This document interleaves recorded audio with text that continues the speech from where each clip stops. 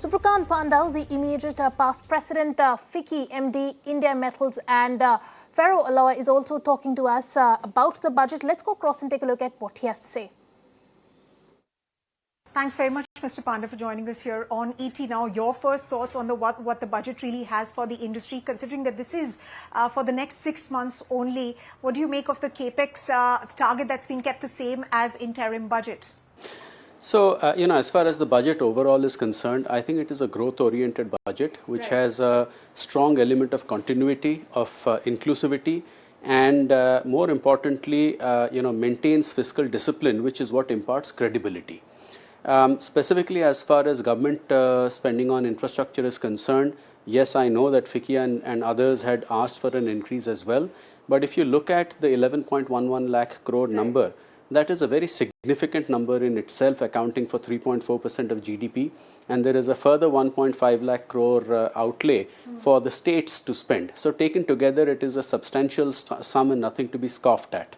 But I think what I quite like about the budget is the focus on manufacturing. That's a sector that I come from, and I think it's very important for this country because manufacturing has to do the heavy lifting for us to really leapfrog in terms of our growth trajectory.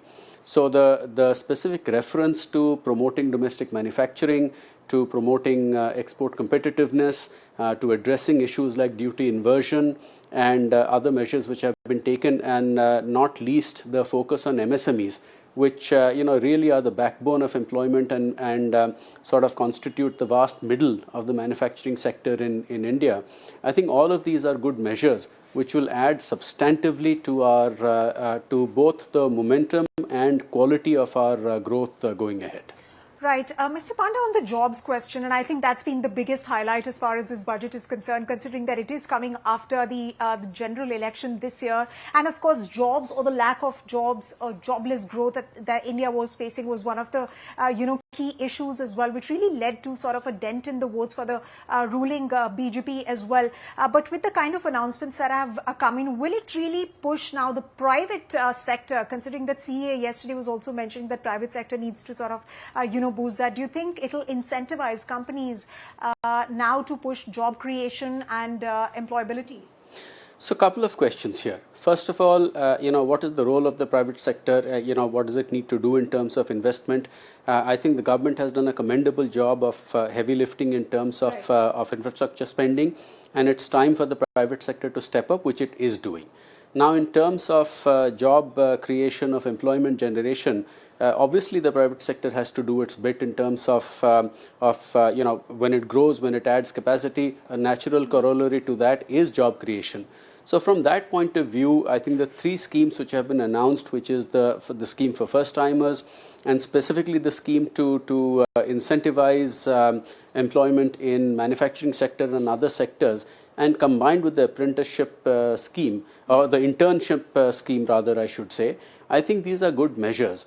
But more than anything else, I think given the fact that the country is growing at a rapid pace, we are the world's fastest growing large economy, and data in terms of the manufacturing survey that FICCI does regularly points out that average capacity utilization is increasing, and that is where you are actually seeing the private sector step up and invest the money that it needs to do when it sees the demand visible.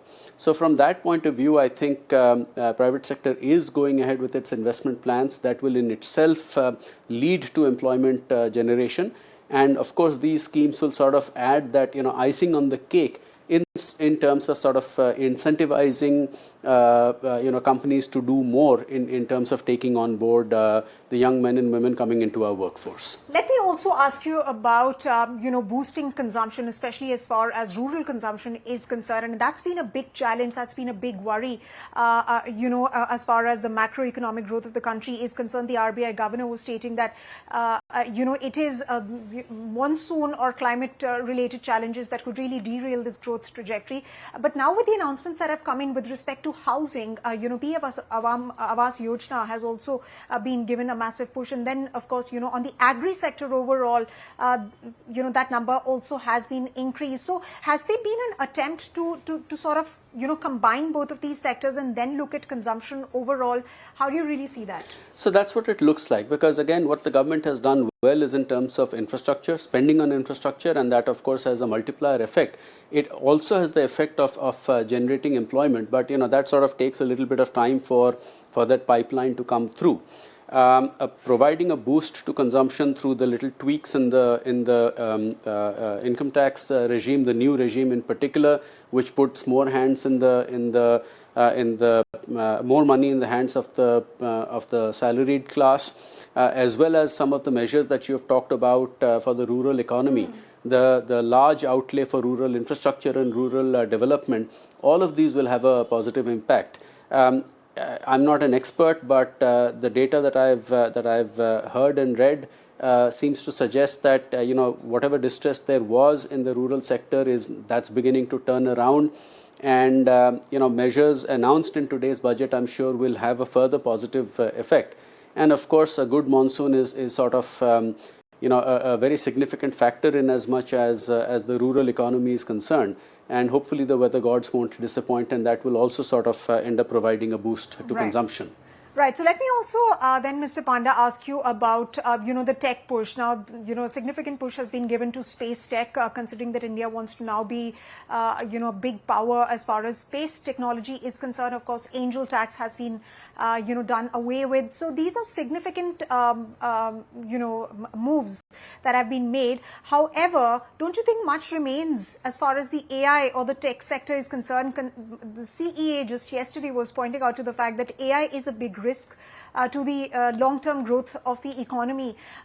Do you feel a sense of disappointment on that front, and perhaps no moves or nothing really has been announced on that, because India is part of GPAI as well, and Prime Minister has several times also spoken about how India needs to take a global role as far as AI is concerned? So, a couple of things. AI is both something that will certainly be a great enabler as far as the economy is concerned, and yes, it does pose certain threats which one has to keep an eye on.